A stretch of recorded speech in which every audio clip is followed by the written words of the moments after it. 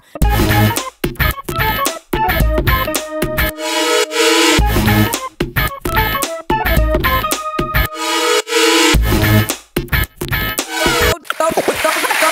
Bonsoir, les terriens du dimanche. Bienvenue dans l'émission qui vous permet de savoir quel jour on est. Ce soir, dans les terriens du dimanche, notre invité fil rouge, c'est Éric Zemmour. Éric Zemmour sera face aux 7 mercenaires pour évoquer son nouveau livre, Destin français, publié chez Albin Michel. Les mariages mixtes, comment ça se passe? Monia Cachemire, lèvres à voile. Insalubrité, violence et crack aux portes de Paris par Pierre Licia. Et aussi, bien sûr, Les Terriens de Tanguy Pastureau. Voilà, l'émission s'appelle Les Terriens du dimanche. Et ce soir, face à Éric Zemmour, les 7 mercenaires, vous avez chacun un slogan. Vous direz si on ne garde pas. Natacha Polony, votre slogan, vous le connaissez, c'est Iron Girl. Est-ce que vous voulez conserver votre slogan? C'est vous le chef, chef. J'en ai un autre. Oula, j'ai très peur en revanche. La grande rousse avec un blouson noir. Alors aujourd'hui, c'est vrai, mais il m'arrive de me changer. Vous préférez Iron Girl ou... Bon, allez-y pour la grande rousse, ça nous La changera. grande rousse avec un blouson noir. Et votre sampleur, on le connaît. Moi je reste attaché. Ils sont terrorisés avec cette histoire de slogan. Il y a Golnadel qui me regarde méchamment. Ça, je dois reconnaître. Et tu vas voir ton sampleur, mon garçon. Alors, vous le savez, pour détourner un avion, il faut être dedans. Elle est là. Ça vous plaît ou pas? Ça me plaît bien, mais je veux bien Le nouveau. donner sa chance à un nouveau... Le nouveau slogan, insoumise, sauf Alexis Corbière. Ça te plaît. So cute. Et leur demande. On va garder l'avion. On va garder l'avion. Le sampleur, c'est toujours le même. Les raquettes du samedi, du bleu sur les paupières, tourne aussi. Alors, Absatou, votre slogan, il vous va, non? À l'âge où tu demandais un peu d'argent de poche à tes parents, elle avait déjà créé sa boîte. Ça me va. Sinon, j'en ai un autre qui est bien. Hein. C'est quoi? Black is the new black. Ok. C'est pas mal, hein? Celui-là, Je voilà. me demande s'il n'est pas mieux, celui-là. Alors, là où vous allez me détester, c'est le sampleur. Ah, Ouais. les bisounours? Non, c'est capricieuse. Capricciosa, sei bellissima però capricciosa, carissima però capricciosa. Regarde, hein. Ça, j'ai le droit de le changer ou Ma pas? dopo tutto mi... Faites ce que vous voulez. Parce que c'est pas vrai. Je pense pas être capricieuse. Ah bon? Non. Ah merde. Je pense que tu penses que je suis capricieuse. Ah, merde, mais en je me fait, j'ai suis pas trompé, besoin de mettre alors. de caprice parce que tu sais, les femmes d'aujourd'hui, quand elles veulent un truc, elles le prennent. Elles Ouais. n'attendent pas qu'on leur donne. Donc, elles Ouais. n'ont pas besoin d'être capricieuses. Donc vous gardez votre ancien sampleur. Exactement. D'accord. Comme vous voulez. Monia Cachemire. Il me garde pour la fin. Votre slogan, c'est la chroniqueuse la plus élégante de la télé, mais j'en ai un autre. Elle est à la mode et elle taille des costards. Ah oui, c'est bien ça. C'est pas mal, hein? Pas mal. Nouveau sampleur.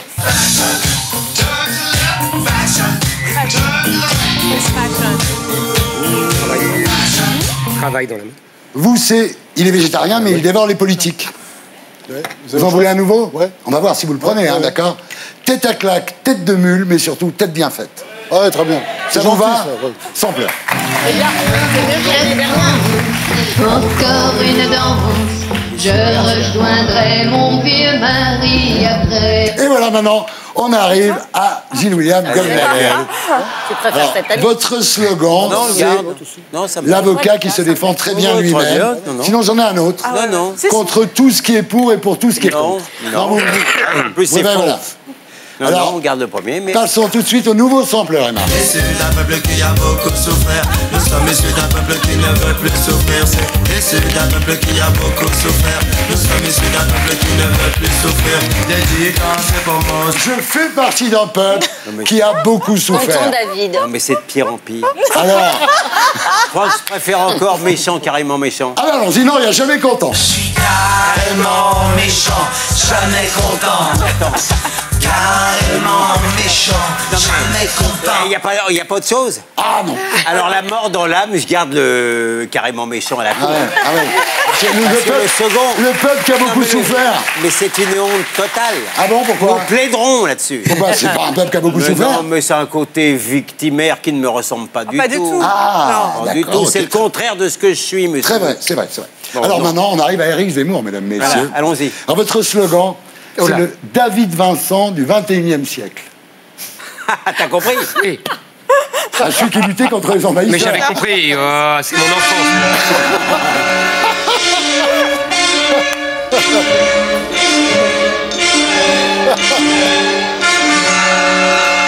Hey, t'as vu son doigt? Eric, tu l'as vu son doigt? Elle a le doigt comme ça, Monia.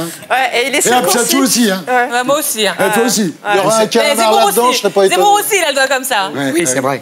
Mais c'est pas le doigt. On commence avec l'invité fil rouge face aux 7 mercenaires.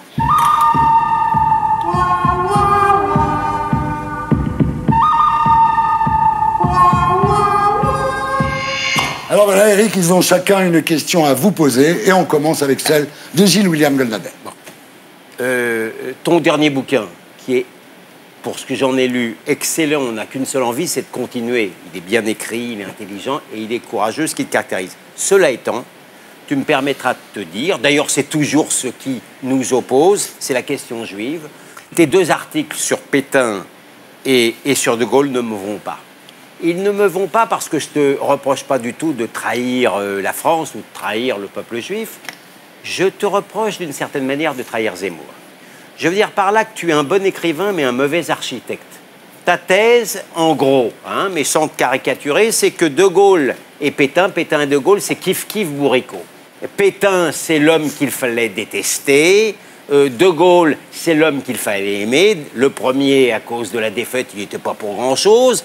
Le deuxième, à cause de la victoire, il n'en était pas beaucoup plus responsable que cela. Le premier, c'est le bouclier, même s'il est un peu percé. Le deuxième, c'est le glaive, même s'il est un peu émoussé. Et donc ni l'un ni l'autre ne sont le diable et le bon Dieu. Et tu fais une sorte de construction assez symétrique, assez belle, mais je te reproche d'avoir raboté quand même pour pouvoir tenir debout ton édifice qui est bancal. Et ce qui nous oppose une fois de plus, c'est que pour faire tenir de ça debout, tu oublies quelque chose et je te fais le reproche d'être beaucoup trop indulgent par rapport aux lois de Vichy sur les Juifs d'octobre 1940, sauf que les lois de 1940 sont, de mon point de vue, une ignominie. Tu as un premier problème, William. C'est que sur cette période-là, comme disait Mitterrand, il n'y a pas d'un côté le noir, de l'autre côté le blanc. Tout est gris. Surtout avec la France. Deuxième chose, De Gaulle et Pétain. Le glaive et le bouclier.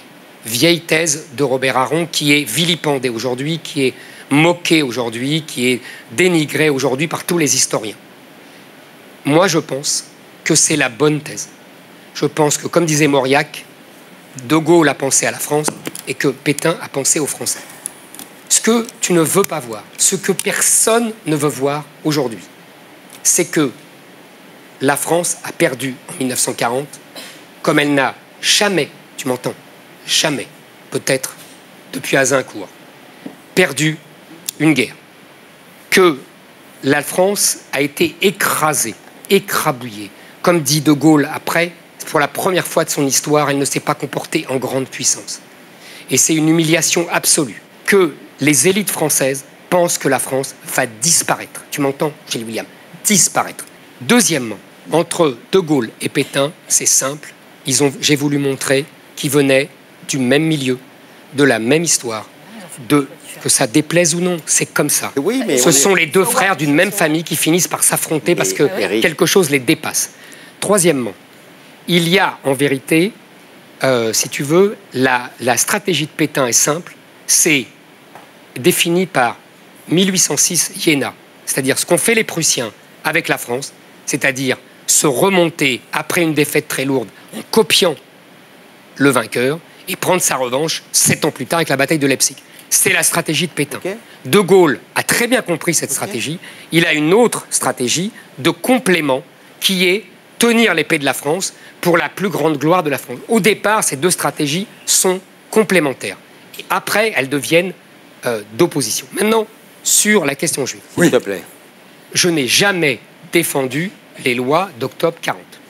Je dis évidemment que elles sont ignominieuses et elles sont stupides en plus. Ce que je dis, c'est que, encore une fois, il faut se remettre dans le contexte.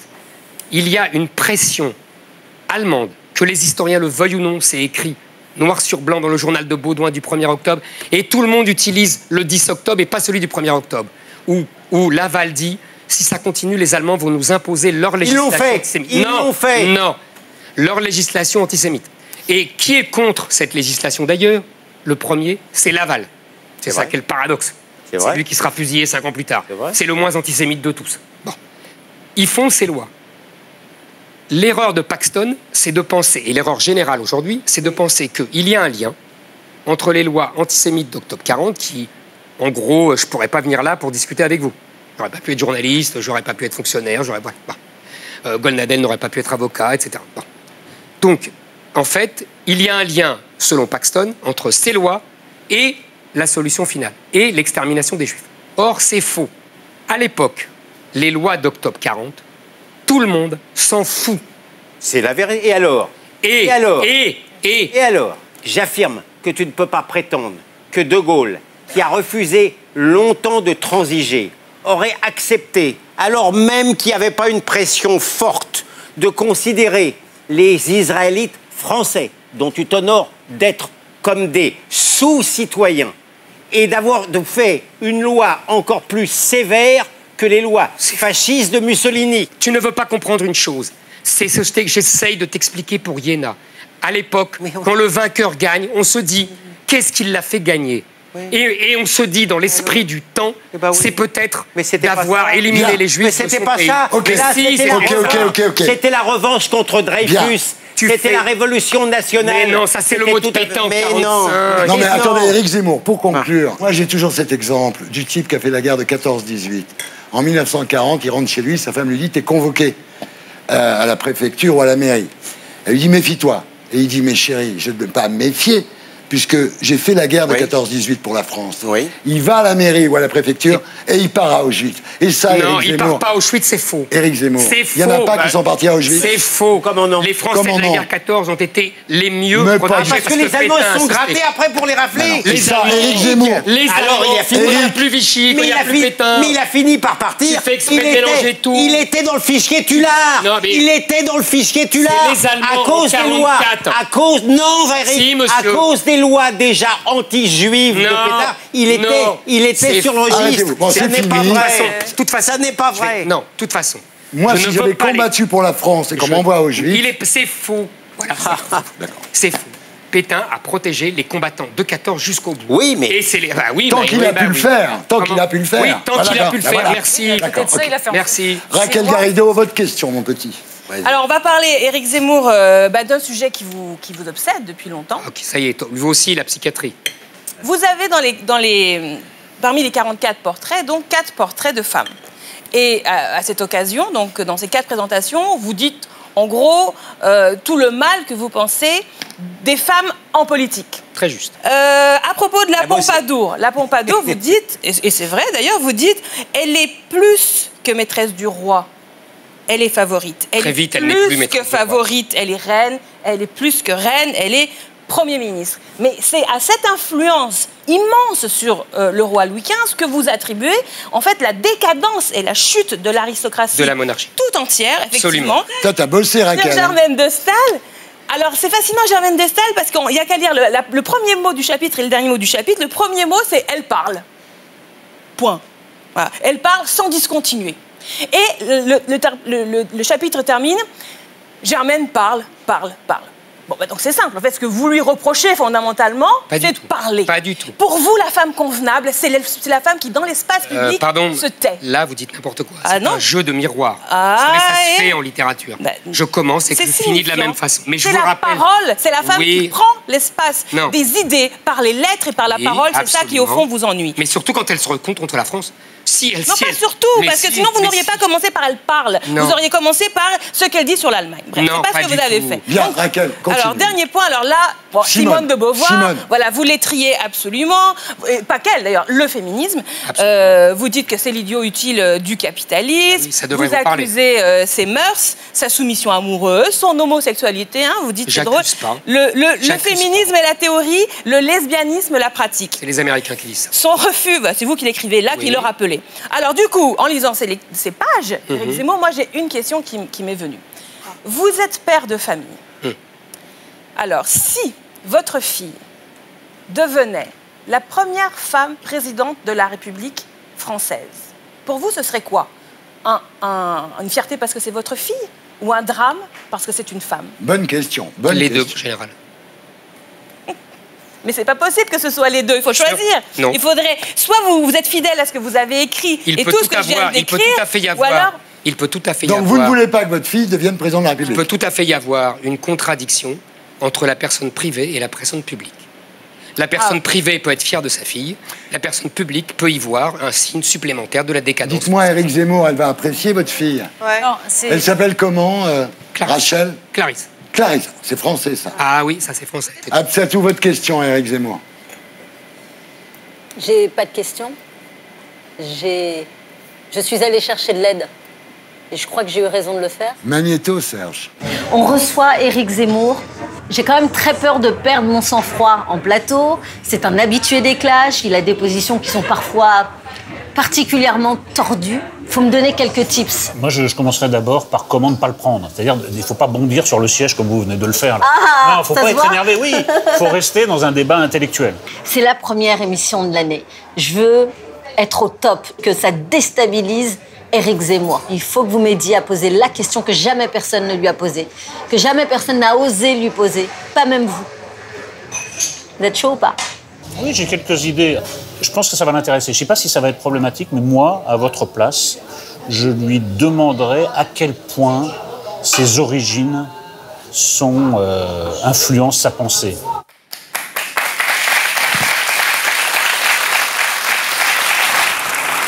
Sa question, qu'est-ce que c'est? C'est la question des marxistes dans les années 60-70. D'où parles-tu? Exactement, d'où parles-tu? Donc c'est très simple.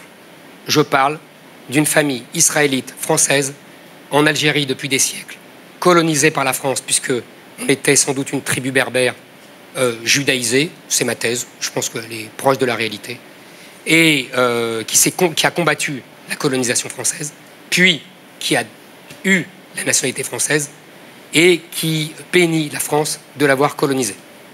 Donc, moi, je ne nie absolument pas que mes origines, mon histoire, ont influencé ma pensée. Je pense que c'est le cas de tout le monde. Maintenant, ça ne veut pas dire que... vous comprenez, on a fait beaucoup d'interprétations diverses. On a dit que j'en voulais aux Arabes et aux musulmans parce que l'Algérie était devenue indépendante. Ils sont mal tombés. Moi, dans ma famille, tout le monde bénissait De Gaulle d'avoir abandonné l'Algérie. Ils étaient miséreux en Algérie. Vous m'entendez? Miséreux. Mon grand-père paternel était un cordonnier. Il avait 9 enfants. C'était la blague à la maison. Mon père nous racontait comment il se partageait une orange en 4. Je vous dis, je suis un Français colonisé par la France et je bénis la colonisation. Comme les Gaulois bénissaient les Romains au bout d'un moment. Exactement. Oui. Je suis un gallo-romain. Oui. C'est ce que j'essaye d'expliquer. C'est simple. Donc, quand on vient me dire que quand on m'interroge là-dessus, il n'y a rien de plus simple. Bien. Natacha, votre question, Éric Zemmour. Alors, Éric Zemmour, on a vu depuis le début que finalement, vous l'avez dit vous-même, vous pensez en bloc. Oui. C'est vrai sur un des passages qui est quand même assez extraordinaire dans votre livre, c'est celui sur Victor Hugo. Donc, vous nous expliquez que Victor Hugo a un tropisme pour les voyous, les assassins. Voilà, en gros, il valorise Jean Valjean dans Les Misérables et il explique que Javert, le policier, est un méchant, alors que Jean Valjean, l'ancien bagnard, est un gentil. Et pour vous, en gros, Victor Hugo, c'est Christiane Taubira, quoi. C'est-à-dire que c'est le père de tous les angélistes qui excusent les racailles, qui pourrissent de certains quartiers de France. Alors, c'est quand même assez fascinant. C'est-à-dire, Jean Valjean est allé au bagne pour avoir volé du pain. Voilà. Et ce qu'explique Victor Hugo, c'est que à cette époque, oui, on peut faire du bagne pour ça. Et il n'y a pas de juste milieu chez vous, Éric. C'est-à-dire, parce que aujourd'hui, nous sommes dans l'excès inverse. Il faut expliquer que c'est de la faute de Victor Hugo qui, lui, défendait les malheureux dans une société qui était totalement oppressive. Donc on ne peut pas imaginer, selon vous, que Victor Hugo, à son époque, avait raison, mais que ceux qui se réclament de Victor Hugo dans une situation qui est totalement différente, sans doute se trompent. Je vous reconnais bien là. Vous savez, le juste milieu, vous avez employé une très bonne expression. C'est comme ça qu'on définissait le régime de Louis-Philippe, à l'époque justement de Victor Hugo. Non, moi je pense à la juste mesure d'Aristote, c'est pas exactement Non, pareil. mais bien sûr, mais vous, c'est normal.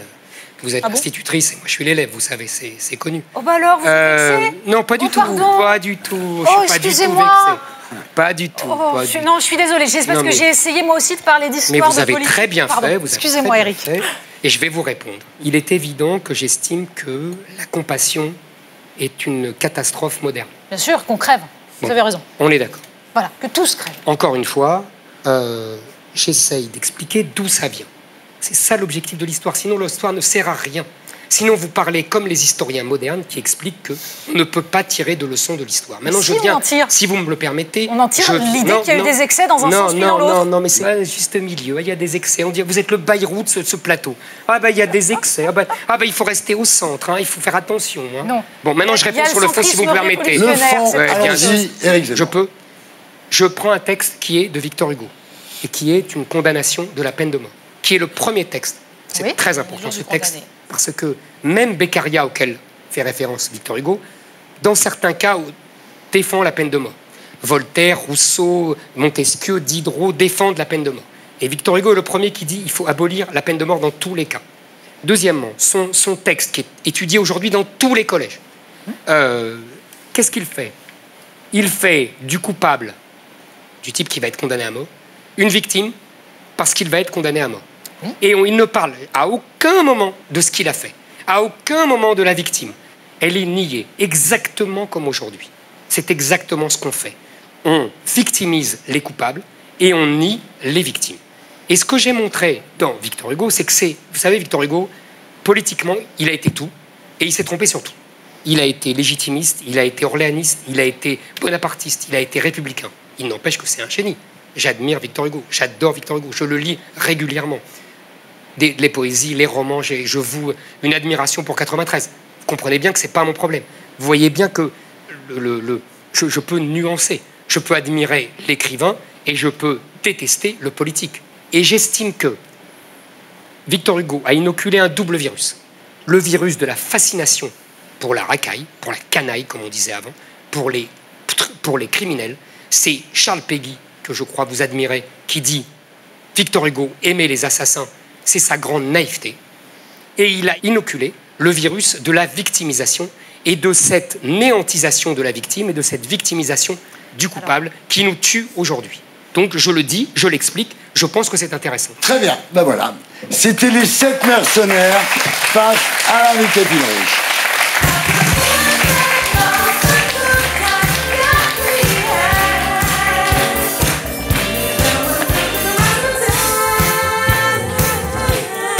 Monia, bon, on passe à votre zone libre.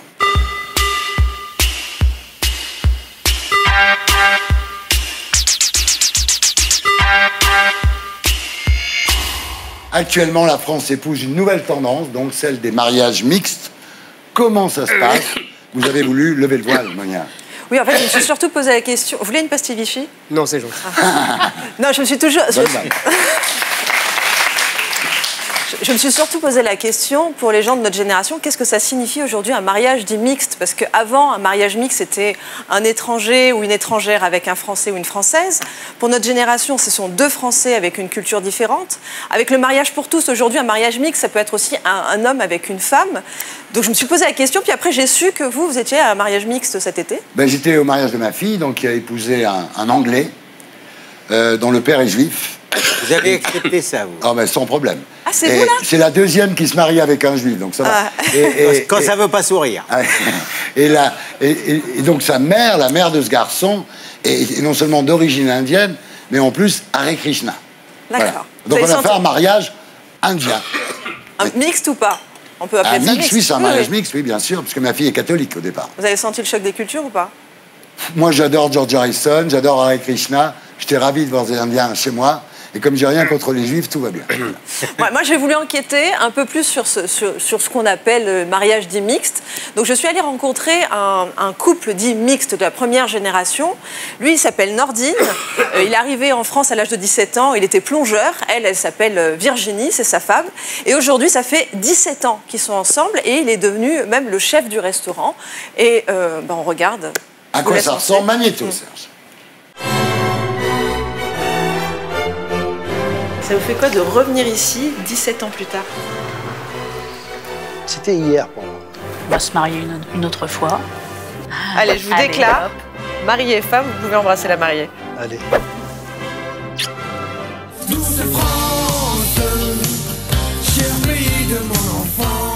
Moi, j'ai recopié un poème de Baudelaire. Ouais. Et je lui donne. Et là, je lui dis, tu veux que je te le lise? Alors, il commence à le lire. Je lui lis.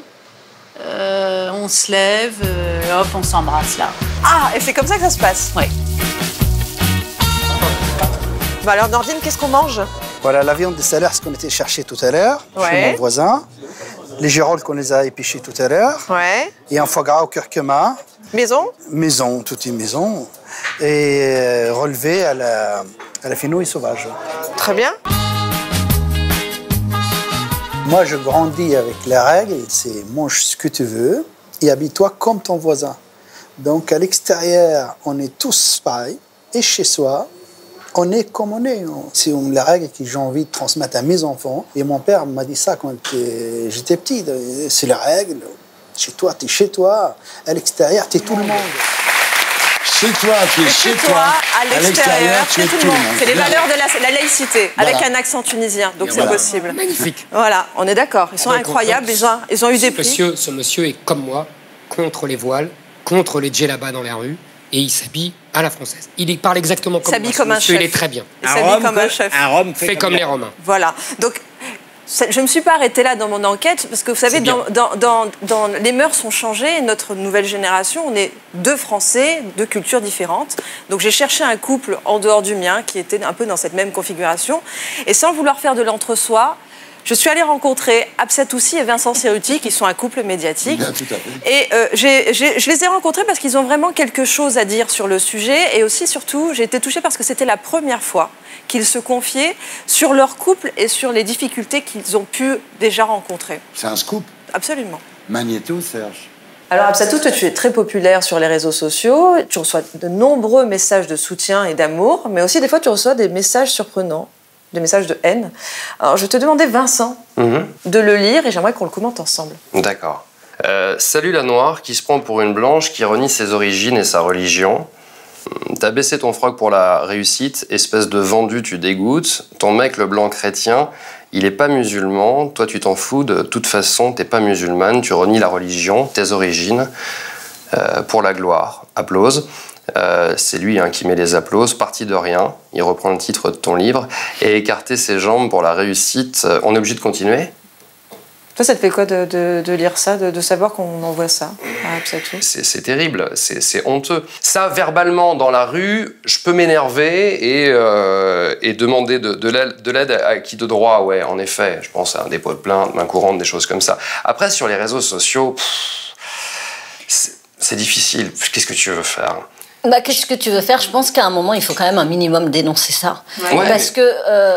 un message comme ça, ok. Moi, j'en reçois quand même beaucoup. J'en ai reçu énormément pendant les émissions où j'étais très visible. Où on appelait à mon viol, où on appelait à des choses qui touchaient à ma famille. Et la raison, donc, je crois que c'est quoi ? C'est votre différence ? C'est parce que vous êtes différent ? Non, mais c'est quoi la raison ? Parce qu'il y a de la jalousie, parce qu'effectivement, on incarne quelque chose que certains ne veulent pas voir dans la société française. Ça veut dire qu'on incarne une différence qui, normalement, ne se mélange pas. C'est compliqué. C'est compliqué, c'est très touchant. On lit ce message, il est nauséabond et Absatou en reçoit énormément. On t'a déjà dit, je vais te péter les dents comme dans American History X. Comme dans American History X. Donc finalement, en fait, cette guerre civile dont vous parlez, on va la voir des deux côtés. Bien sûr. La guerre civile, en général, c'est des deux côtés. Oui, il y a des gens qui essayent de tenir le juste milieu. Oui, absolument. Et oui, Louis, ce sont des on méchants sait. centristes. On sait, Louis-Philippe, on sait. Voilà. Oui, mais est-ce que vous ne pensez pas qu'aussi les deux extrêmes se nourrissent de ce genre de discours que vous nous donnez? Madame, Exactement. ce n'est pas moi qui nourrit quoi que ce soit. C'est la réalité, malheureusement. Et la guerre civile, elle viendra. Et elle Mais viendra pas vous de la ma- souhaitez? Vous la souhaitez, Non. la guerre civile? Vous savez, on ne souhaite jamais la guerre civile parce que c'est la pire guerre qui puisse arriver. Mais un jour, les gens se diront est-ce que c'est la guerre civile ou est-ce que c'est la soumission à l'islam? Ça sera le sujet. On y est déjà. Dans beaucoup de quartiers, on y est déjà. Regardez, qui l'insulte? Qui Oui, mais l'insulte? justement, là, Qui lui dit qu'elle ne connaît pas sa religion et Mais qu'elle vous ne renie savez sa pas, religion? hein. C'est pas moi. Mais vous ne savez pas. Bah, c'est ce que vous avez dit. Non, mais on le lit, mais vous ne savez pas qui est derrière, vous ne savez pas mais qui surtout parle. qu'elle reçoit- oui, mais exactement. c'est surtout que je vais vous dire que quand des personnes françaises, comme vous, comme moi, disent Absatou, tu es... ça a été violent. Le beau et la bête. Vincent, comment peux-tu te mettre avec un singe? Des choses de cette violence-là. C'est des minables. Bien, je considère que la France, en tout cas dans laquelle nous avons grandi, a aussi beaucoup il y a aussi beaucoup de messages d'amour, mais il y a aussi du racisme qui se nourrit de toutes les propos qui peuvent être... Est-ce que je peux faire J'ai remarquer- une petite question. Je voulais savoir, Monsieur Zemmour, je pense que vous avez des filles. Si demain, votre fille sort avec un arabe ou un noir et elle se retrouve à la place de Monsieur Serrouti à lire ce genre de messages, j'aimerais savoir un peu, vous allez... Je vais vous répondre. De toute façon, Ouais. je voulais répondre. Votre reportage est très intéressant, mais il donne raison. Vous savez, je vais vous citer une phrase de Benjamin Constant et vous allez comprendre. Benjamin Constant disait « Tout est moral chez les individus, tout est physique dans les masses ». C'est-à-dire qu'un individu est libre parce qu'il n'a de rapport qu'avec un autre individu. Dès qu'il rentre dans une masse, il n'est plus libre. Vous nous parlez de mariage mixte. Et vous nous dites « C'est magnifique, c'est beau, c'est l'amour ». Je ne suis pas en train de dire que c'est beau. Si, mais c'est très bien, c'est l'amour, vous avez raison, c'est très beau. Maintenant, aujourd'hui, la réalité des mariages mixtes, de 80% à 90% des mariages mixtes, qu'est-ce que c'est? C'est des jeunes d'ici, issus de l'immigration, arabo-musulmane pour la plupart, qui vont chercher des jeunes filles au bled, qui les ramènent. Regardez les chiffres, c'est pas moi, c'est l'INED qui donne les chiffres. Vous les sortez Mais je tous vous les les chiffres. sortirai Les de l'INED. statistiques ethniques sont interdites. Même Libération m'a donné raison. Les J'ai statistiques déjà donné... ethniques sont interdites en France. Mais Comment c'est vous pas arrivez- l'ethnique, c'est la nationalité. Ok, comment vous arrivez? Non, parce qu'un mariage La mixte entre un blanc et un noir, c'est un mariage mixte. La nationalité. Ok, mais un mariage, si je peux vous apprendre Et quelque aujourd'hui, chose, c'est les mixte, chiffres de un blanc l'INED. et un noir, c'est un mariage Et donc, mixte. même Libération m'a donné raison. dans Vous cette n'aimez pas bataille. avoir tort? Parce Mais- que les mais statistiques j'ai pas tort, j'ai ethniques raison. sont interdites en France. Donc, Comment vous aujourd'hui- arrivez à chiffrer les personnes issues d'un couple mixte? La d'un mariage mixte, quand c'est nationalité. autre chose Vous que la écoutez religion? un peu ce qu'on dit là, vous? La nationalité. Point D'accord. final. Sortez-nous Ok. des chiffres. Alors on passe. Parlez factuel. Mais c'est très simple. Il y a à peu près, si je me souviens bien, dans les 80 000 mariages mixtes. Et la plupart sont ce que je viens de dire. Parce que ça, c'est des cas exceptionnels. Ce sont pas La des- majorité, c'est ce sur que je cette- vous dis. Si je peux me Et ça permettre. alimente l'immigration régulière. Ce ne sont pas des cas exceptionnels. Sur Si. cette table, vous avez France-Olivier Gisbert, qui est un couple mixte, Absatou aussi, moi Alors, aussi, Raquel aussi. Si je peux me permettre, c'est pas la définition officielle du couple mixte, puisque Est-ce le que je- couple mixte, tel qu'il est défini par les statistiques démographiques, c'est en effet en fonction de la Est-ce que je peux me nationalité. faire- Donc il y a nous, on deux n'est pas sens. reconnus. Voilà. Est-ce Donc, Voilà. c'est un couple mêlant deux personnes de couleur. Si vous êtes fils d'immigrés, là, ça va. donc. S'il vous plaît. Est-ce que J'ai je oublié. peux faire remarquer simplement que je trouve personnellement qu'on exagère beaucoup le sujet, que ça ne me passionne pas, que je me fous si c'est un couple mixte ou pas un couple mixte, et que je ne regarde pas si le mec a fait un... Eh ben voilà. Je m'en fous. Non, mais c'est quand Très même- sincèrement, pardon. en ce qui me concerne, ça n'est pas une question qui m'obsède. Finalement, ce qui est intéressant, c'est qu'aujourd'hui, Tinder, par exemple, ils vont ajouter un emoji couple mixte. Et ce qui est rassurant pour la France, c'est qu'ils ont fait une enquête et 81% des utilisateurs Tinder en France ont déjà eu rendez-vous avec quelqu'un qui a une culture différente, alors qu'aux États-Unis, seulement 70%. Donc finalement, en France, on aime les différences, on aime le vivre ensemble et on aime le vivre ensemble.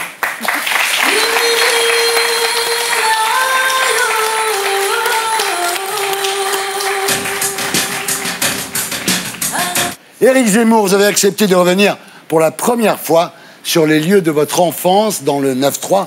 Et vous dites que ça a bien changé, hein? Et voilà, on en parlera après la pub. Dans la deuxième partie des Terriens du dimanche, Pierre Licia sera également avec nous. Il s'est rendu sur la colline du Crac à Paris. À tout de suite.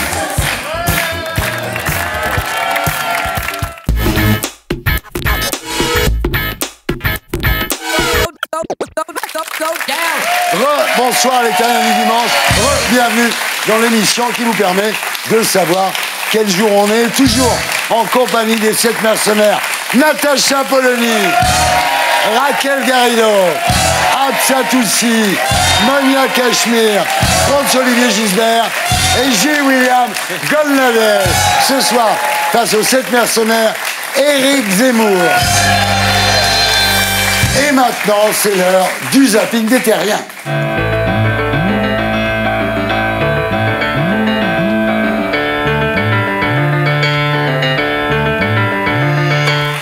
Alors, chaque semaine, nous vous proposons le tour du monde des images les plus ovniesques. Le principe, on vous montre une vidéo et vous réagissez après, c'est tout con.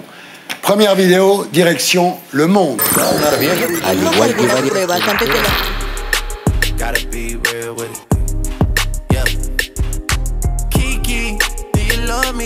Are you riding? Say you never ever leave from beside me. Cause I want you, and I need you. And I'm down for you always, KB. Do you love me? Are you riding? Say you never ever leave from beside me. Cause I want you, and I need you. And I'm down for you. Do you love me? Are you riding? Say you never... Voilà, ça s'appelle le Kéké Challenge, donc c'est un véritable phénomène viral. Les gens sortent de leur voiture et dansent à côté, c'est ça? C'est ça, en fait c'était une chanson de Drake. Et en fait c'était un comique américain qui avait refait cette chorégraphie, donc du coup le challenge c'était de refaire ça. Normalement c'était pas en voiture, mais les gens l'ont réinventé en voiture. Ça a fait énormément d'accidents, mais Carglass devrait s'en servir pour faire une pub, quoi. Alors ce qu'il faut dire c'est que le mec est pas mort quand même.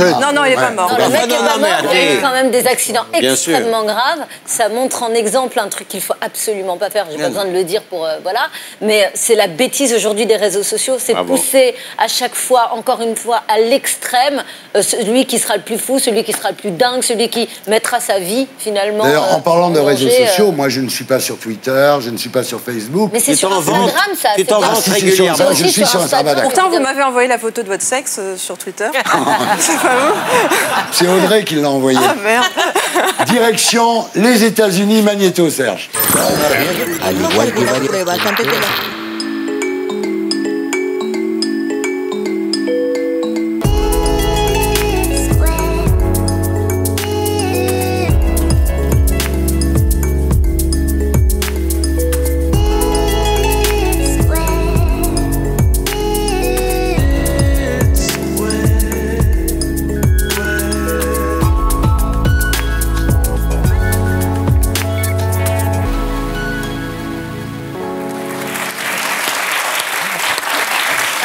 Vous qui venez de vous marier alors. C'est vrai? Ah bah moi c'était en ambulance, c'était pour la même situation. Bah oui, je suis arrivé en fauteuil roulant. Un peu cher. Oui, poussé par ma femme. Oh mon pauvre Franz. Ah ouais. Oh le pauvre. Bon, je suis sorti du fauteuil roulant maintenant. Et voilà. Ça y est, mais ça va mieux là, non? Ouais. Et maintenant, direction l'Inde, Magnéto, Serge.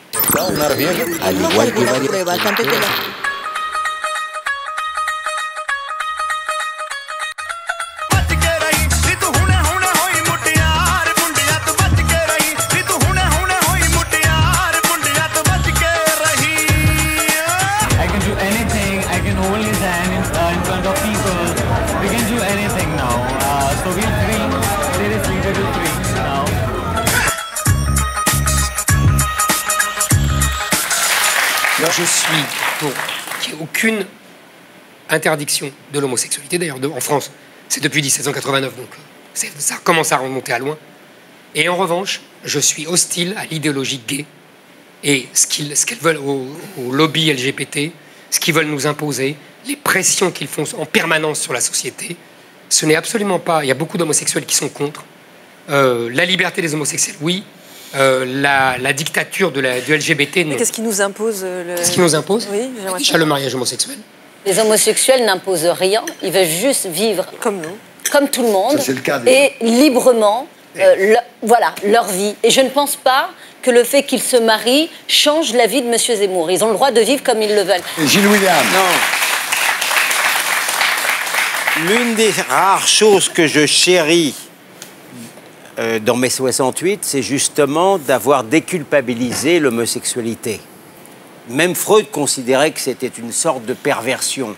Aujourd'hui, je ne considère pas que c'est une perversion, mais pour autant, je n'approuve pas le communautarisme homosexuel et je trouve que maintenant, il y a une sorte de victimisation des homosexuels qui me paraît hors de saison dans un pays aussi moderne que le nôtre. Voilà. Bah non, pardon, mais s'il y a une victimisation, en tout cas à en lire ce livre, c'est plutôt une victimisation du mâle hétérosexuel blanc, dont la plainte est ici. Parce qu'on parle de normes, hétérosexuelles. C'est une pure réalité. Non, parce que par exemple, cette idée de normes... Comme Mme Nernotte ou comme Mme Nissen. C'est embêtant, mais il a raison. Je ne suis pas Mme de Staël, je suis que sur ces livres, à la télévision. Même le droit de terminer des phrases, non? Oui. Bon, alors... Vous n'avez pas le génie de la conversation. La norme hétérosexuelle qui serait en péril sous les attaques d'une offensive idéologique homosexuelle, faut suivre. C'est la vérité. Non, parce que ça ne peut pas être vrai, parce que ça ne s'attrape pas d'être homosexuel. Donc la visibilité ou des droits égaux pour les homosexuels ne conduisent pas à vous transformer en homosexuel. Vous me décevez, Carido. Là, vous me décevez vraiment. Non, franchement, vous êtes décevant. Non. Le marxisme, c'est mieux que ça. Natacha, un mot. Premier point factuel, les mâles blancs hétérosexuels de plus de 50 ans ne sont pas une majorité. Donc ça n'est absolument pas la majorité. Et construire ça comme la majorité contre laquelle les minorités devraient se battre parce que la majorité oppresse est déjà factuellement faux. En revanche... Donc je ne crois pas qu'il y ait victimisation du mâle blanc hétérosexuel. Je crois qu'aujourd'hui, il y a une idéologie qui s'imagine que pour faire valoir les droits des minorités, il faut absolument considérer qu'il y a une oppression du mâle blanc hétérosexuel. Pour autant, là où je ne suis pas d'accord, Gilles William, c'est quand tu expliques qu'il n'y a plus aucun problème sur les homosexuels en France. Pardon, mais essaye de vivre en tant qu'homosexuel dans certaines campagnes françaises ou dans certaines régions. Excuse-moi, mais c'est très dur. Et pour de la victimiser en permanence l'être homosexuel, je pense qu'il y a un pas qu'on a franchi un peu trop. La première fois, il y a un juste milieu. Encore une fois, il y a un juste milieu. J'étais d'accord en tout point avec ce qu'a dit Natacha Polony, mais, Éric, j'ai envie simplement de te dire, on a quand même vécu des siècles et des siècles de peine à jouir, de cul cousu. C'est quand même mieux maintenant, non? T'as pas envie de t'éclater un peu, là? Bon, et maintenant, direction les États-Unis, Magnéto, Serge.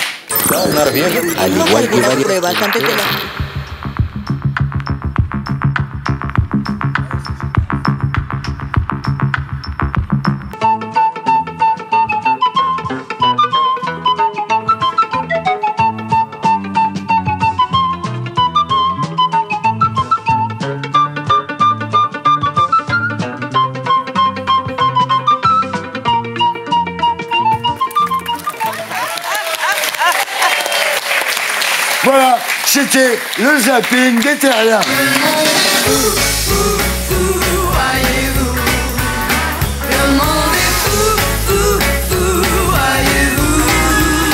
Alors, Éric Zemmour, dans Destin français, le livre que vous publiez chez Albin Michel et qui est déjà numéro 1 des ventes sur Amazon, on apprend que vous avez passé une partie de votre enfance à Drancy, en Seine-Saint-Denis, 9-3 frères. Alors, pour les on disait pas le 9-3, nous, à l'époque. Ah, vous disiez quoi? 93 ou... 93, oui. Alors, pour les terriens du dimanche, je vais accepter de revenir pour la première fois en banlieue parisienne sur les lieux de votre enfance, en direction donc de Drancy et Châteaurouge. Magnéto, Serge.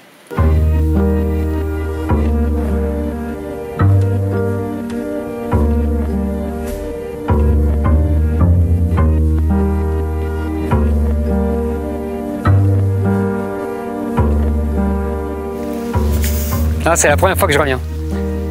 J'ai vécu ici toutes les années 60 à peu près, dans mon enfance de 3-4 ans jusqu'à 11 ans.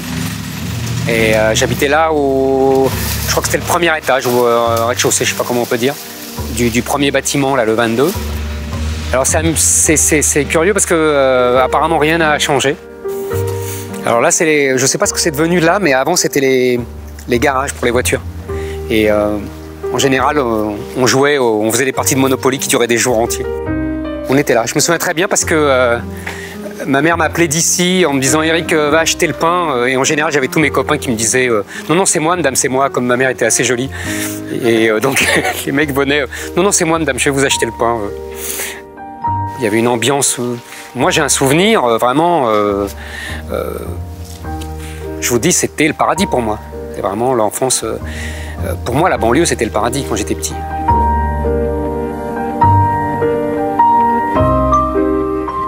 Et vous voyez, il y avait le mini-golf. C'était fou quand même, c'était un truc de luxe inouï à l'époque. Vous avez vu, il est un peu dégradé quand même. Hein. C'est évident qu'il n'y avait pas de femmes voilées à mon époque. Bah, il y avait très peu, il y avait les... Si vous voulez, moi j'ai grandi ici avant le regroupement familial. Le regroupement familial, c'est 75-76, moi j'étais parti déjà. Donc c'est les années 60 et on avait... ici, il y avait une immigration italienne, espagnole, nous, qui venions les pieds noirs d'Algérie, qui n'était pas vraiment une immigration, mais qu'on venait de l'autre côté de la Méditerranée. Et puis, il y avait évidemment qu'il n'y avait pas de femmes voilées. Ça aurait été d'ailleurs très mal pris à l'époque, très mal vu. J'ai des souvenirs merveilleux ici, vraiment merveilleux. Je n'ai aucun mauvais souvenir. Mon mauvais souvenir, c'est d'être parti.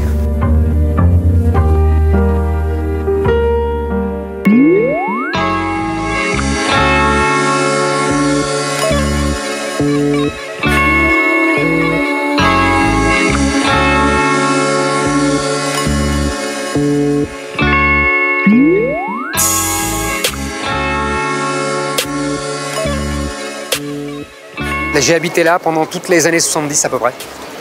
Et donc on avait le métro Château-Rouge, c'était la ligne 4, c'était notre ligne vers les Porte d'Orléans. Ouais, vers les beaux quartiers, quoi, vers Saint-Germain, quand on passait à Châtelet, on avait l'impression de passer le mur de Berlin, quoi. On était passé dans un autre monde.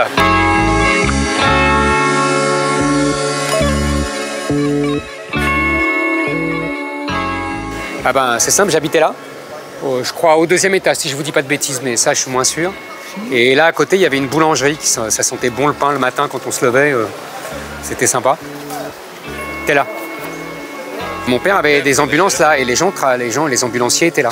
C'était le local d'ambulance. Je vous dis ça dans les années 70. Mais sinon là vous voyez il y a plus une boutique de l'époque. Celle-là c'est impressionnant. Là c'est... Donc vous voyez, vous allez qu'à voir la rue, hein, les vêtements, les femmes, les boutiques, on voit bien. Les bâtiments sont les mêmes, mais c'est plus la même population. Quand on dit, je vous dis, le grand remplacement, on le voit là. Il est simple, il est évident, il crève les yeux. C'est un grand remplacement tranquille. Il y a le grand remplacement violent et il y a le grand remplacement tranquille. Voilà, il y a les deux, toujours. Alors, le grand remplacement est un mot qui a été employé par Renaud Camus. Il y a combien, 15-20 ans? Je pense. À l'époque, c'est un mot tabou. Oui. Et aujourd'hui, vous êtes sur C8, chaîne nationale, et vous parlez du grand remplacement. Ben, c'est pas moi qui parle, hein, c'est les images. Monia, c'est quoi le grand remplacement là? Alors déjà, ma première question, c'est comment est-ce que vous avez fait pour vous promener là-bas, en toute sécurité? Parce qu'on était de jour, ouais. Parce que j'avais des caméras, ouais. Et parce que ce quartier de Château-Rouge est plutôt tranquille. Vous allez quelques centaines de mètres plus bas à la porte de la Chapelle, et là, on rigole moins. On vous a salué, on vous a... On parle de Château-Rouge ou on parle de la porte partout, dans la rue, quand vous avez fait votre... On m'a salué, bien sûr. Oui, Il y avait des agents de sécu, quand même. Et j'ai dit, c'est le grand remplacement tranquille. Vous comprenez? Oui, mais ma question n'est pas seulement la violence. C'est quoi le grand remplacement? C'est très simple. Le grand remplacement, c'est quand une population qui vit là depuis 1000 ans est remplacée par une autre population.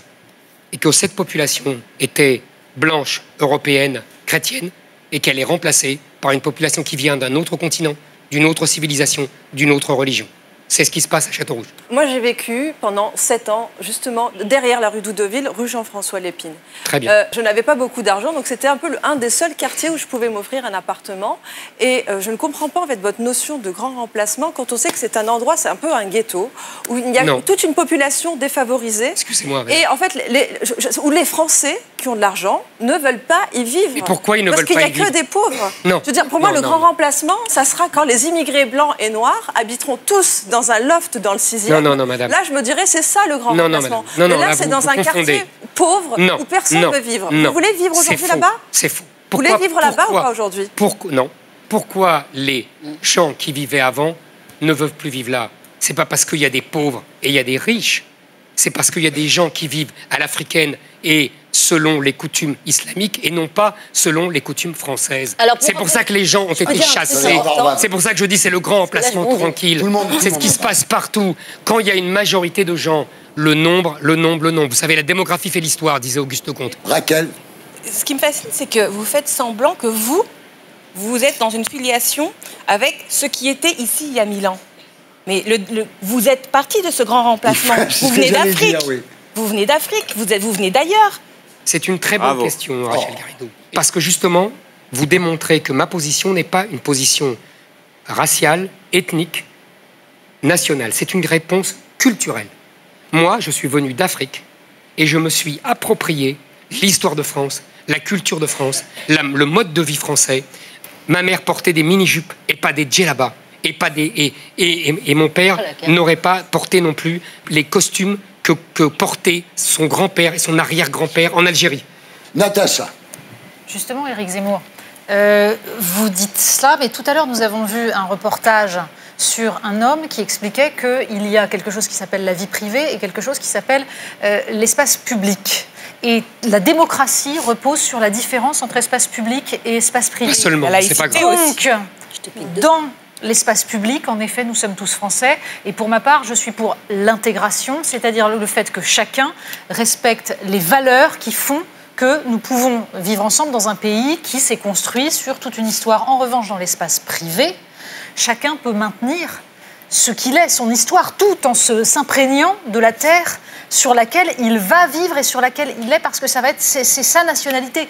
Mais là, encore une fois, on est dans un mouvement qui intègre les deux. Et c'est ça qui fait, aujourd'hui, la richesse de la France. Ce n'est pas seulement l'effacement absolu. Vous ne faites pas de différence entre espace public et espace privé. C'est ça qui me Vous êtes mûr pour prendre votre carte à SOS Racisme, je vous félicite. J'adore votre non, parce que là, non, mais parce que là, c'est stalinien. Non, pas du tout. On n'est pas d'accord avec vous, on est dans le camp adverse. Pas du tout. Vous ne savez pas penser la dialectique, c'est quand même dommage. Non, vous êtes l'idiot utile des multiculturalistes. Mais oui, alors cette phrase-là est une phrase, en effet, qui permet, de façon totalement stalinienne, je peux répondre à la nuance, Éric. Et pourquoi? Non, mais votre nuance est une fausse nuance. Mais bien sûr, c'est une soumission, votre nuance. Voilà, et je vais vous expliquer pourquoi en 2 mots. Qui a dit qu'on n'avait pas le droit dans l'espace privé de faire ce qu'on veut? C'est pas moi. Évidemment, dans l'espace privé, on fait ce qu'on veut. C'est pas ce que je dis. Aujourd'hui, il y a une occupation de l'espace public. Mais on peut par se battre, une religion et par une autre. Laissez-moi répondre. Écoutez, enfin, c'est insupportable. Vous ne laissez jamais finir. Alors j'aimerais bien pouvoir répondre. Écoutez, calmez-vous. Non, je m'énerve parce que vous êtes énervante. J'aimerais bien qu'on puisse répondre. Parce que vous n'êtes pas l'institut et je ne suis pas l'élève, Natacha. Non, il faut se calmer. Non, je me calme pas. Parce que votre ton d'institutrice, j'en ai jusque-là. Ok. En gros, alors vous ne me coupez pas la parole. Quand on parle sur le même ton que vous, ça vous êtes insupportable. C'est facile. Alors écoutez-moi, je réponds.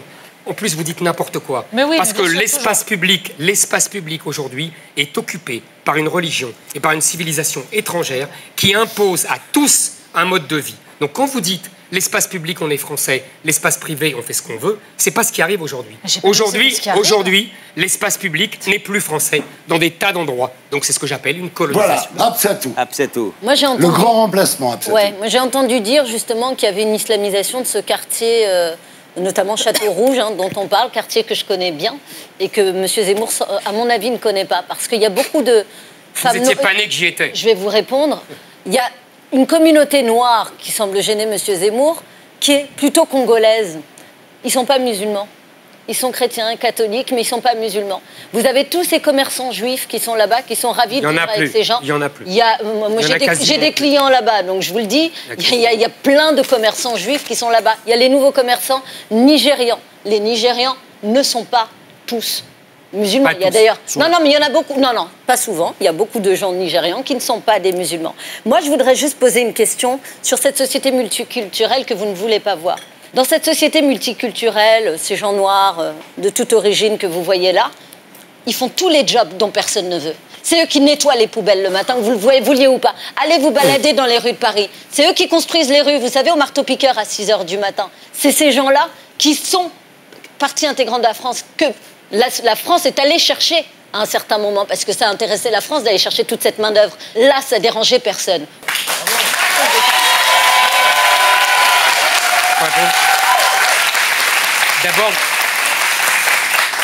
D'abord, ce n'est pas, contrairement à ce que vous voulez penser, le multi-ethnique qui me dérange. C'est le multiculturel. Oui. En France, il n'y a Parce pas... que vous voulez que ces gens viennent sans leur culture? Oui. Ah, qu'ils oublient qui ils étaient. C'est ce qu'il veut. Hein, exactement. Vous voudriez. C'est ce qu'on a fait. Donc on va les chercher pour construire un pays. Donc on va les chercher parce qu'on a été les D'abord, attendez madame, attendez. Non, il faut arrêter. La France n'a pas attendu les Africains pour être la France. Ah bon? Vous voulez aller faire un petit tour en Afrique? Pour construire la France, c'est à 1500 ans. Non mais vous avez raison, Colbert était africain. Mais vous avez raison, Richelieu était africain. Colbert est un bon exemple. Non mais c'est connu. Saint-Louis était africain, mais bien sûr. Il était musulman, bien sûr aussi. Vous êtes allé voir? Non mais on les a attendus. Une question, vous êtes déjà allé en Afrique? Évidemment que je suis déjà allé en Afrique. Où est-ce? À Abidjan. On va prendre l'exemple d'Abidjan. À Abidjan, vous n'avez pas vu une forte communauté française venue bénéficier des richesses de l'Afrique? Et vous savez d'où ça vient? Construire, développer, bénéficier de cette croissance à 2 chiffres qu'on voit que sur le continent africain. Quand on nous parle de ce que l'Afrique va permettre à la France demain, c'est-à-dire de parler le français dans le monde de façon incroyable grâce justement à l'Afrique, ça n'existe pas. Mais soyez factuels, une seule fois. Vous savez d'où elle vient? Vous savez d'où elle vient, cette colonie, cette force communauté française, comme vous dites? Ah oui. Elle vient de la colonisation. D'accord. Aujourd'hui, en France métropolitaine, il y a des territoires où on ne vit plus à la française. Moi, j'appelle ça une colonisation, que ça vous plaise ou non. Alors, il y en a un donc, qui connaît bien le 18e arrondissement. C'est notre nouveau chroniqueur. J'accueille Pierre Licia.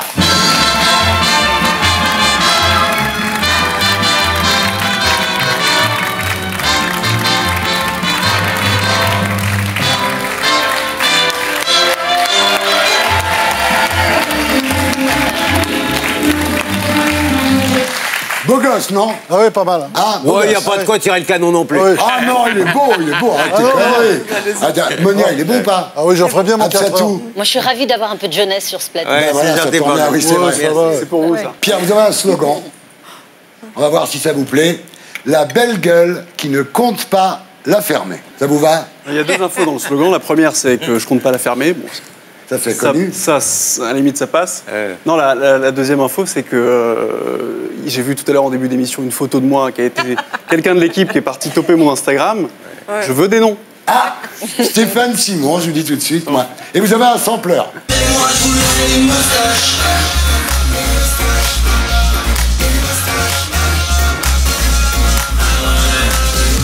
Alors, cette saison, votre mission sera d'aller sur le terrain pour enquêter et de venir nous en parler. Cette semaine, vous êtes allé justement à côté de Châteaurouge, où a vécu Éric Zemmour et Monia, et vous êtes rendu sur la colline du Crac. Et vous avez trouvé ça stupéfiant.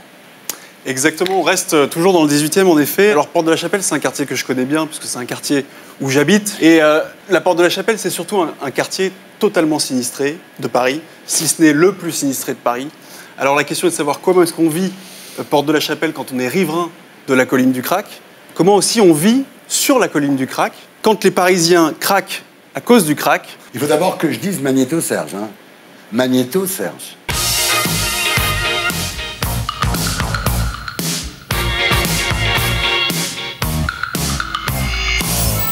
Paris, première destination touristique mondiale. Paris, ses cabarets. Paris, son Sacré-Cœur. Paris, sa Tour Eiffel. Mais Paris, c'est aussi sa Porte de la Chapelle.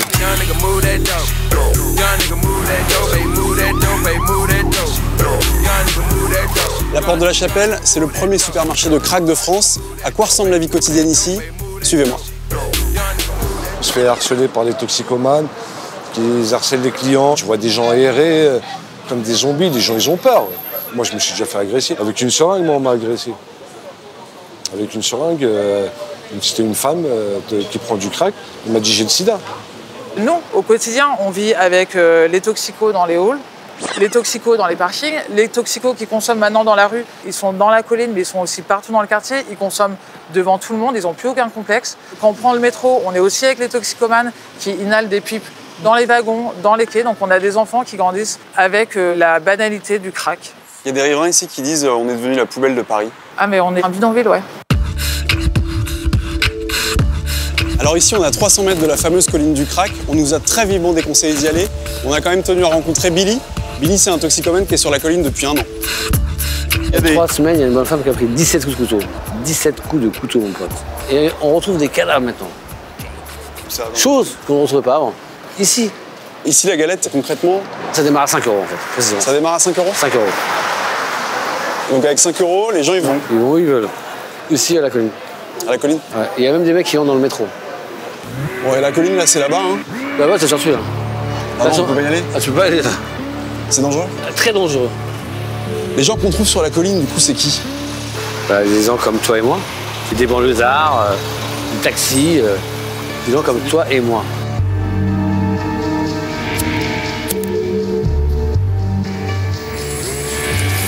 Comment est-ce qu'on tombe dans le crack?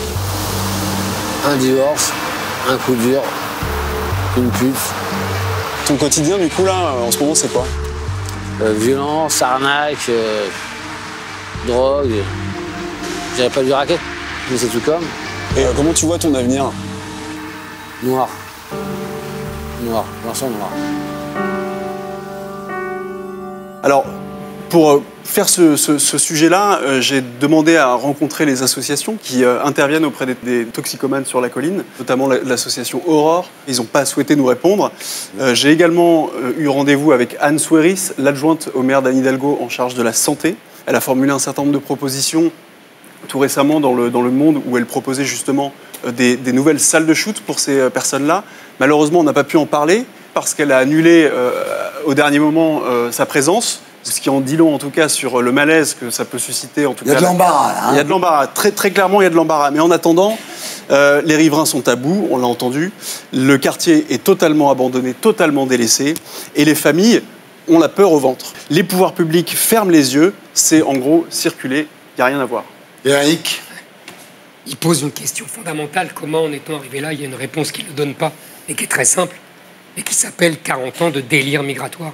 Alors, on est peut-être allé chercher, il y a 60 ans, des immigrés pour vider les poubelles, mais depuis 40 ans, on ne vient chercher personne. Et il y a des millions d'immigrants, des millions de migrants, des millions, ils ne sont pas tous à Porte de la Chapelle, mais qui viennent... Mais on parle du crack ou de l'immigration? Non, mais parce que l'immigration... Mais c'est le même sujet. Ah ben non, parce que tous les migrants prennent du crack? Ah non, pas du tout. Les toxicomanes sont pas du tout. Pas du tout. Mais qui sont les bandes de migrants? Qui sont les bandes qui vendent le crack? Qui vend le crack? Qui vend la drogue? Je fais mienne de plus en plus la thèse d'un grand historien arabe. On peut vous le montrer. Non. Je suis peut-être pas arabe. Non, mais c'est Ibn Khaldoun, au XIVe siècle, je crois, qui expliquait la structure de la société entre les sédentaires et les nomades. Et il expliquait que les sédentaires s'embourgeoisant, les nomades régulièrement venaient attaquer les sédentaires et les vaincre, puisqu'ils savaient plus se battre et que les nomades, eux, savaient se battre. Je pense que les bandes de trafiquants de drogue sont les nouveaux nomades de notre époque et qu'ils attaquent la société sédentaire et qu'ainsi ils chassent, c'est ce qu'on a dit tout à l'heure, les populations qui étaient là. Quelle horreur! Donc on est chassés de chez nous par des immigrants qui nous vendent du crack. Mais c'est ce qui s'est passé dans toutes les banlieues, Thierry.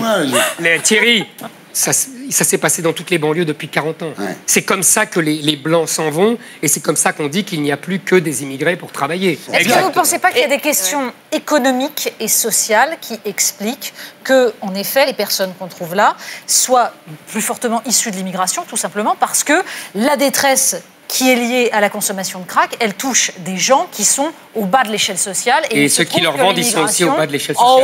En haut de la hiérarchie des trafiquants, il y a des gens qui sont très bien portants économiquement. Et vous n'avez pas étudié les réseaux. Vous avez les réseaux, vous avez la base.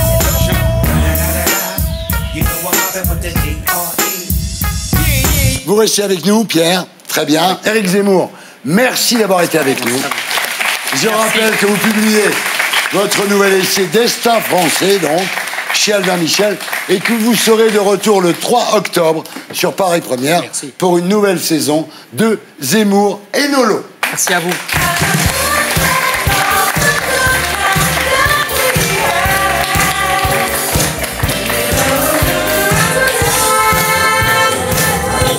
Et maintenant qu'il est parti, c'est le débrief de l'invité.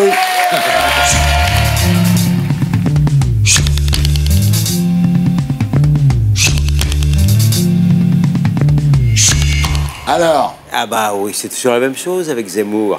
À la fois, j'admire son courage, Je partage une grande partie de ses idées et en même temps, il charrie. Ouais. Il charrie et là, il a charrié et je ne suis pas Il n'a pas charia, mais il a charrié. Il a charrié.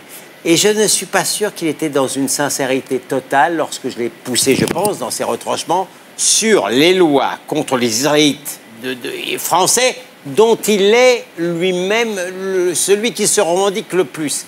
Donc il y a quelque part quelque chose. Je reproche à Éric Zemmour, avec toute la sympathie et l'admiration que j'ai pour lui, de pécher un tout petit peu par aveuglement par rapport... Il est un provocateur, il adore provoquer, non? Non, ça c'est pas seulement une posture. Je pense, il n'aime pas qu'on psychiatrise les choses, mais je pense qu'il fait montre d'une trop grande indulgence par rapport à l'antisémitisme français, qui est indéniable et qu'il ne veut pas voir par un amour aveugle de la France. Mais moi, je partage son amour, mais moi, je peux aimer une femme avec ses défauts. Monia, maintenant qu'il est parti, dites tout ce que vous voulez. Non, mais je lui ai dit en face, mais moi j'ai appris ce soir que les immigrés étaient là pour vendre du crack. Ouais. Ils étaient là pour islamiser la France. Donc en fait, en tant que fille d'immigré, je sens que je suis une loseuse parce que je fais rien de tout ça. Je devrais peut-être commencer. Il n'est pas trop tard. Ouais, il n'est pas trop tard. Attends. Et quand même, je réitère, je pense sincèrement qu'il a besoin de se faire soigner, au moins pour son rhume. Hein. Oui, au moins. Il nous a imposé une climatisation insupportable. Absatou. C'est probablement l'émission la plus douloureuse que j'ai jamais fait en télévision. Voilà. On m'a toujours dit qu'il fallait pas faire attention à la bêtise, qu'il fallait pas faire attention... Il est pas bête. On ne pouvait pas dire qu'il est bête. Je peux répondre? Oui, mais... Je peux dire ce que j'ai à dire, s'il te plaît. On m'a toujours dit de pas faire attention à la bêtise, de pas se sentir blessé parce que les imbéciles pouvaient dire que c'était pas grave, qu'il fallait que je développe mon cuir et que c'était pas grave. Je n'y arrive pas. Je n'arrive pas à accepter que dans notre société, on puisse entendre des propos aussi violents que ce que j'ai entendu ce soir. On nous explique qu'être intelligent, c'est faire des grandes écoles, c'est être intellectuel. Il est censé incarner l'intelligence. Ce n'est pas ce que j'appelle l'intelligence. C'est bien l'illustration qu'il existe différentes formes d'intelligence et qui n'est pas éligible à celle que je considère comme étant celle nécessaire à l'humanité. Tu veux dire qu'il a un quotient intellectuel supérieur à son quotient émotionnel? Non, je ne dis pas que ça. Je dis qu'il se sert de son intelligence peut-être intellectuelle pour manipuler dans une société qui n'a pas besoin d'être manipulée, pour dire des horreurs, pour dire des choses extrêmement violentes. Quand tu le vis dans ta chair avec une telle violence, le message totalement inverse de celui que la République t'a servi depuis petite, j'ai envie de vomir. Voilà. Vous l'avez dit. Franz. Je vous arrête, ça tout pour moi, il n'incarne pas du tout la bêtise. Moi, je suis en désaccord, je suis désaccord avec plein de choses. Tout le temps, il y a des choses qu'il dit qui me révulsent. Mais quand je le voyais là, contre tout le monde, contre la meute que nous formions tous, pas un miskin, chacun. Hein. Oui, mais attends, il est tellement coriace. Il est tellement coriace. Ce qui est bien, c'est la phrase qu'on a fait aujourd'hui, c'est-à-dire il ne faut pas l'ostraciser. Il faut le laisser parler, il faut échanger. Il dit des choses d'ailleurs souvent tout à fait passionnantes dans ce livre. Et puis des choses, effectivement, sur Pétain, sur Robespierre, sur plein d'autres sujets d'ailleurs, sur les femmes, qui vous choquent énormément. Mais après tout, il faut qu'on apprenne aussi à vivre dans une société où on puisse débattre. Et je suis pas d'accord avec lui sur plein de choses.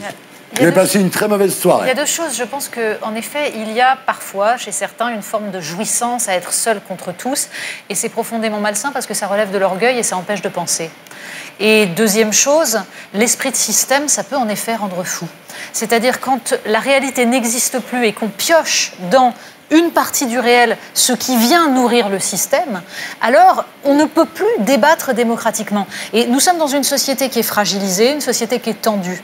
Or, Éric Zemmour pratique exactement le même mode de pensée que celui qu'il reproche à ses adversaires idéologiques. Et on voit très bien, les moments où il s'énerve, c'est quand quelqu'un qui est d'accord avec lui sur certaines choses, qui est capable de dénoncer le politiquement correct, de dénoncer l'angélisme, vient lui dire « vous faites erreur pour telle et telle raison ». Et là, il devient fou, c'est-à-dire que là, il prend un raisonnement stalinien. Si vous n'êtes pas avec moi, vous êtes contre moi, parce que nous sommes dans une totalité. Il n'y a pas de possibilité de nuance, donc il n'y a pas de possibilité de débat. On ne peut pas débattre puisqu'on ne peut pas être dans la finesse des argumentations. On a quand même débattu ce soir. Pierrot.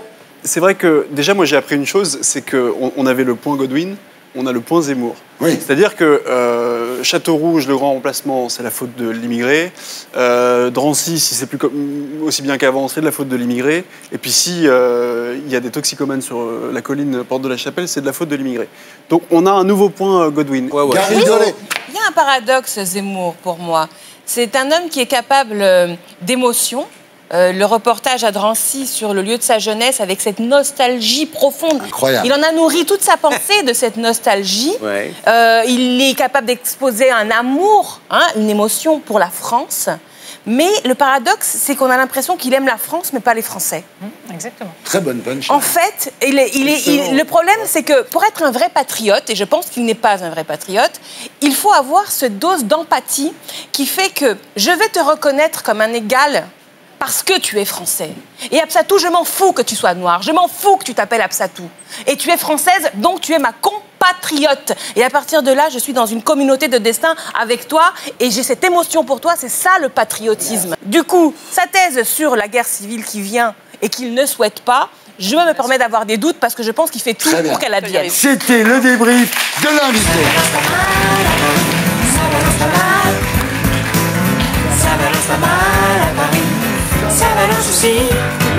Et maintenant, mesdames, messieurs, pour finir, c'est l'heure des terriens de Tanguy Pastion.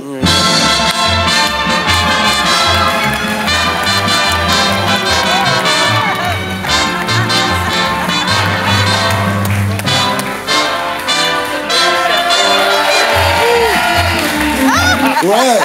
Comment ça va? Ça va et vous-même? Vous étiez où pendant toute cette émission? Oh là là, bah, j'étais en loge, je vous regardais tranquillement. Et alors, vous en avez pensé quoi? Alors, j'en ai pensé beaucoup de bien. D'accord. J'ai adoré tous ces débats, cette tension, on avait envie d'arriver. Non, c'était très bien, très intéressant, très intéressant. Mais moi, vous savez, je suis là pour déconner uniquement. C'est quoi là? On passe à Bastion. Oui.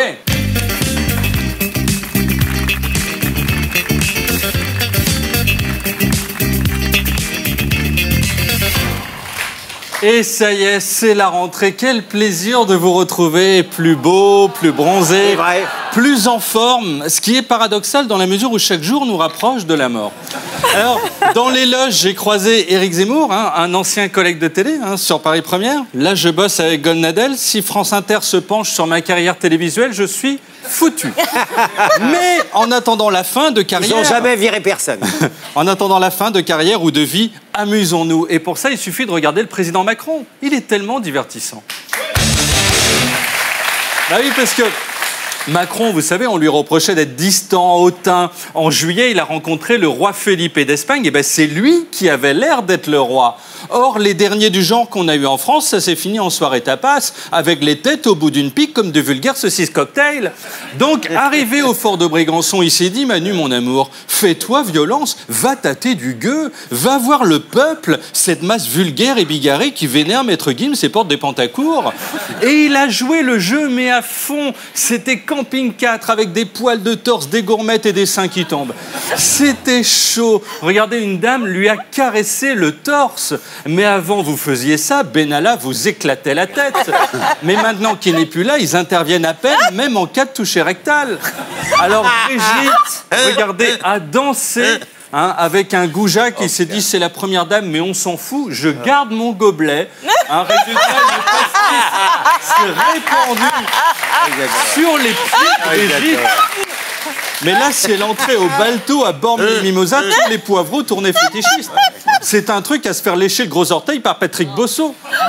Ensuite, et t'es pourri, les Macron se sont retrouvés au Danemark. 3e destination vacances la moins sympa, après Alep et le panier de linge sale de Michel Houellebecq. Avec la mère Nyssen, celle qui paye rien chez Bricorama. Donc ils ont admiré une statue d'une bonne femme en train de plomber la CAF avec ses 12 gosses. L'œuvre s'appelle La France selon Laurent Wauquiez. Puis ils sont partis en Finlande où Brigitte, je sais pas, a dû se mettre à la danse hip-hop parce que personne ne se tient comme ça. En tout cas, sans s'être pris un gros coup de taser dans le dos. Puis la rentrée est arrivée et Macron a réintégré son établissement, le collège Pierre Gattaz à Wall Street. Alors il a tout mangé ce qu'il avait sur son plateau. Il est encore en pleine croissance, donc il a la dalle. Il a retrouvé la maîtresse, Madame Merkel, qui ne parle pas français. Mais enfin, la relation est simple. Elle dit on va faire ça, il suffit de répondre ya. Hein.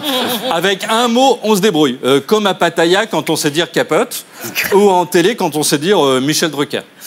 Alors Drucker, justement, regardez, qui fait la une de Paris Match, hein, perché sur une antenne de télé. Il a la vie d'un pigeon, le malheureux.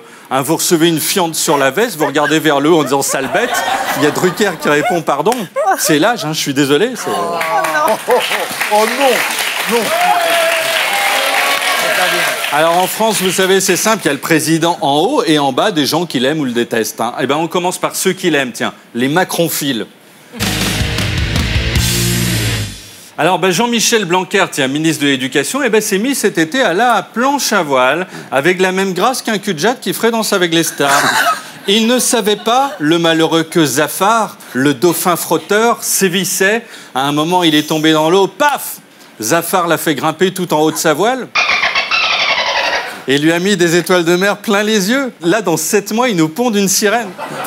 Alors Nicolas Hulot, lui, est parti. Hein, il a démissionné en direct à la radio en pleurant, puis a fait sa passation de pouvoir en pleurant. Ça fait 10 jours qu'il pleure. Hein, techniquement, c'est un escargot qu'on fait dégorger. Sa femme va lui foutre de l'ail avec du beurre. Alors pour le consoler, elle a été obligée de lui lécher le téton, mais à travers la chemise. Ça fait pas pareil. Ou alors, si ça, c'est sa tête quand il jouit, vaut mieux pas le toucher. Hein. Sinon, Gérald Darmanin, là, a été intronisé dans la confrérie de l'ail fumé, hein, par des mecs déguisés en gousse d'ail. Quand vous êtes méchant toute votre vie et que vous vous retrouvez en enfer, ce sont des trucs comme ça que vous voyez. Hein. Deviens franc-maçon, Gérald. Ça va t'aider en politique, mais membre de l'ordre de la gousse d'ail, tu fais quoi avec ça? Fuir les vampires? Il y en a un seul à La République En Marche, le comte Villeneuve. Puis, il a fait le marché aux puces de Tourcoing. Hein, il a essayé de refourguer sa cape à la con des mecs de l'ail. Et il a tweeté cette photo avec écrit « à l'écoute des habitants ». Hein, être à l'écoute pour lui, ça veut dire surfer sur Tinder, tandis qu'Anémone le gonfle avec sa life. Hein, il écoute de la même manière que Gilbert Montagnier voit. Cette photo, c'est une métaphore de la politique. Hein, on parle et eux sont dans leur bulle. Alors sinon, Blanquer, tiens, est allé à Pau. Hein, il a fait un bisou à Zafar le dauphin. Lui a dit « bébé, je reviens, je vais voir Bayrou ». Hein, le dauphin a répondu ce qui signifie Bayrou, ce loser, mais même moi, je frotterais pas un mec comme ça. Et on voit la complicité. Hein, c'est-à-dire que quand Bayrou veut faire un Give Me Five, l'autre reste tout figé. Hein, donc, comme d'habitude, Blanquer, il est tout blanc et raide. 10 fois, on l'a enterré pensant qu'il était mort.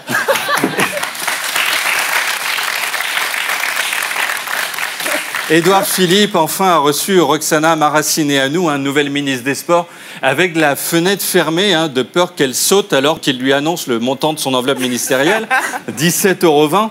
Édouard Philippe, qui s'est décoincé, elle est dans l'été, un soir, hein, celui de la victoire de la France en foot.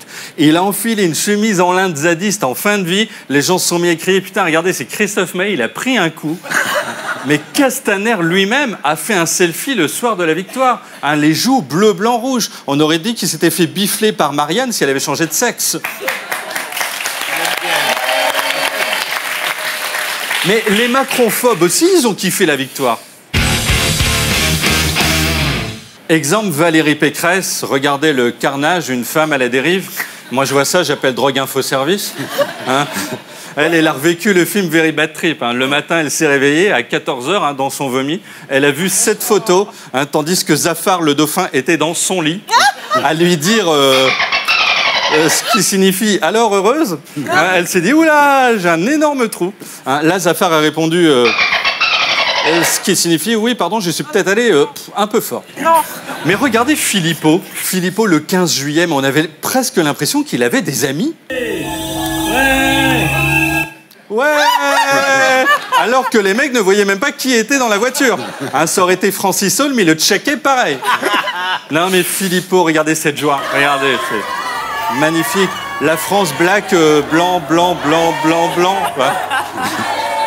Ah, c'est beau. Mais il ne savait pas, le pauvre, hein, qu'un mois et demi après, il vivrait une rentrée pourrie. Hein. Sa fête de rentrée, ça s'est fait devant un rideau avec ses derniers fans. On serait cru à Saint-Maclou quand vous y allez un mardi à 15 h, il y a 12 vendeurs pour un client. Laurent Wauquiez, pareil, qu'elle était minable. Il s'est retrouvé à la montagne à crapahuter avec ses 12 fidèles. comme d'ailleurs Benoît Hamon, hein, qui était dans les Alpes. Avant, à la montagne, t'étais peinard, tu sifflais de l'agneau la poêle dans une cabane, avec ta cousine ligotée à une chaise si t'habitais dans les Ardennes belges. Hein. Et là, il faut se taper Vauquier, Hamon, mais les marmottes se suicident. Hein, pas étonnant si tout le monde va à la mer. Mais aujourd'hui, Heidi, elle serait obligée de se situer politiquement. Alors, Vauquier a discuté avec des gens, hein, dont Marivonne, la seule dame de France à se faire coiffer par un serveur de kebab. Hein, vous la mettez sur une tige, elle tourne. Hein. Il est aussi allé en Nouvelle-Calédonie, où il a écrasé une malheureuse dame contre son collier de fleurs. Je pense qu'il confond les êtres humains et les abeilles. Hein, après, la nana est allée polliniser quelqu'un d'autre. Alors Jean-Luc Mélenchon, le sexagénaire vénère, lui, s'est enfin calmé. Hein, il a croisé Macron et ça lui a fait le même truc que Kevin, l'ado timbré qui tape sa mère quand il rencontre Pascal, le grand frère. Hein, à Marseille, mais il était tout gentil avec le président, alors que d'habitude, il le hait, il l'insulte. Niveau miracle, Marseille, c'est l'équivalent de Lourdes en ce qui concerne le syndrome de la Tourette. Hein, vous mettez Netanyahou et Mahmoud Abbas face à face sur le Vieux-Port, ils signent la partition de Jérusalem 50-50, puis leur pax. Alors sinon, on a aussi vu Yannick Jadot, hein, l'écologiste inconnu, dans Paris Match cet été, avec Minouche, sa chatte, qu'il est obligé de plaquer sur le bureau. Parce que même les bêtes ne veulent pas rester avec lui. Hein, s'il couche avec une dame qui est des morpions, ceci reste sur la dame.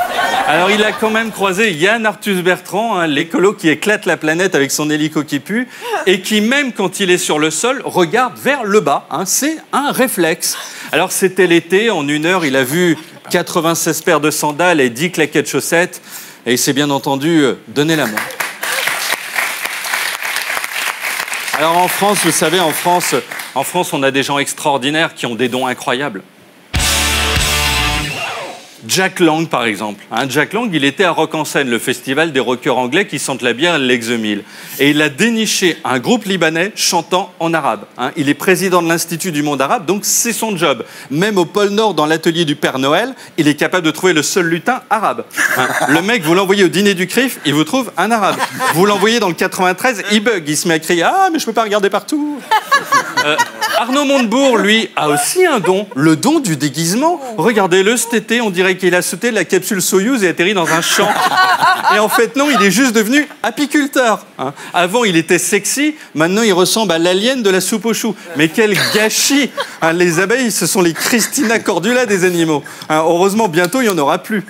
D'ailleurs, tiens, Benjamin Griveaux, là, le jeune, s'est réjoui de l'interdiction des insecticides, hein, en disant il y a ceux qui parlent et ceux qui font. Nananananer d'abord. Seulement cette interdiction-là, c'est Ségolène Royal sous Hollande. Alors quand je dis sous Hollande, ça ne signifie pas qu'ils se sont réconciliés, mais donc c'est Royal qui l'avait fait voter en 2015. Ah ouais. Hein, Griveaux, il pense qu'avant la République en marche, il n'y avait rien. Pour lui, Charles Aznavour a 1 an. Quand il passe sur le viaduc de Millau, il dit « Yes, regardez-moi ça, une telle prouesse technique, ensuite en quoi 14 mois !» Il est fou. Et puis, Anne Hidalgo, lucide quant à son avenir politique, a choisi de se tourner vers une carrière prometteuse de pom-pom girl. Alors, c'est facile, il suffit d'avoir le sens du rythme. Méline, s'il vous plaît, vous allez voir, accessoire. Accessoire. Merci beaucoup, mon enfant. Attention, je veux le S, je veux le A, je veux le L, je veux le E, et ça donne quoi ? Non, Paris. Wouh, wouh, wouh. Attention, attention, attention. R, A, T, S, parce qu'il y en a plein partout. Ça donne quoi ? Paris. Oui, Paris. Attention. C, R, A, C, K. Et migrants en train de C, R, E, V, E, R, ça fait Paris. Oui.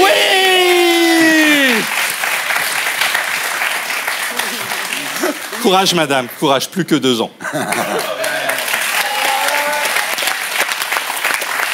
Enfin, je voudrais saluer l'esprit français qui a survécu à la mondialisation. Quand Booba et Caris se battent à Orly, ils se jettent à la tête du Chanel numéro 5 et de la tapenade. Voilà des patriotes. Quand un terroriste, un déséquilibré, là, attaque des gens, on le stoppe en lui lançant des boules de pétanque. La France est là, puissante, quoi. Même le coq, symbole français de Christophe Castaner, a trouvé l'amour. C'est lui qui a le pouvoir, c'est son coq qui copule. Ça a changé la politique. Allez, vive la France et vive Paris! C'était Tanguy Pastureau que l'on retrouve ici la semaine prochaine. et d'ici là sur mycanal.fr.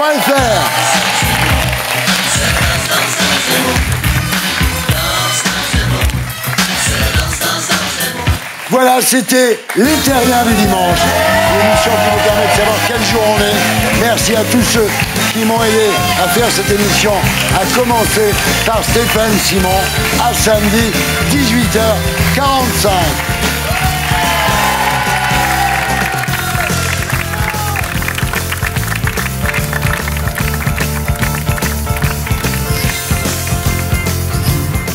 Et pour être sûr de ne rien rater de Inarditube, abonnez-vous et mettez un pouce bleu.